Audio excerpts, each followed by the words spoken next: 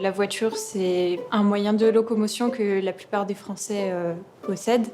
Et malheureusement, c'est quelque chose d'assez polluant. C'est quelque chose qu'on utilise parfois en étant seul à l'intérieur. Donc, ce qui fait que ça génère un bilan carbone assez important. Ma question, c'était de savoir ce que faisait Vinci pour contrer justement toute la pollution causée par les déplacements en voiture, grâce à sa politique environnementale.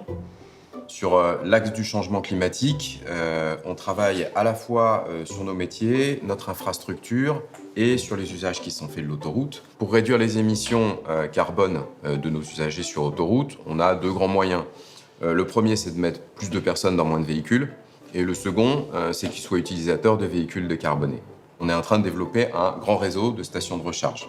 Vous savez qu'il y a un peu plus de 1% de véhicules électriques en France.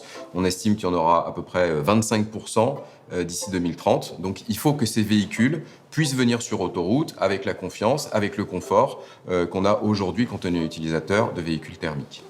Mettre plus de personnes dans moins de véhicules, c'est quoi? En fait, c'est lutter contre l'autosolisme. Et donc, ça passe par des actions pour promouvoir le covoiturage. Une autre façon de faire, c'est de promouvoir la multimodalité, le transport en commun sur autoroute, et de construire des pôles d'échange multimodaux.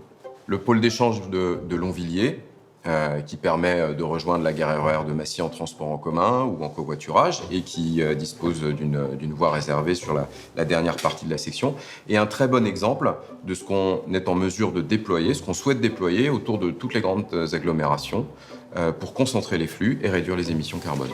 On s'est fixé comme objectif que notre exploitation génère 2 fois moins d'émissions carbone d'ici 2030, moins 50%. Ça passe par quelques mesures phares, comme par exemple la transformation complète de l'ensemble de notre flotte de véhicules. D'ici 2030, 100% de nos véhicules légers seront des véhicules électriques et 40% de nos fourgons seront passés au biogaz. Une deuxième mesure importante, c'est la transformation de l'ensemble de notre éclairage. On a 40 000 points lumineux qui vont être basculés en LED d'ici 2024. Donc ça va nous permettre d'économiser de l'énergie et de réduire les émissions de CO2. Toutes ces transformations de l'autoroute, elles doivent inviter à de nouveaux usages. C'est pas l'autoroute qui pollue, c'est la façon dont tu l'utilises. Et on peut l'utiliser de façon plus vertueuse.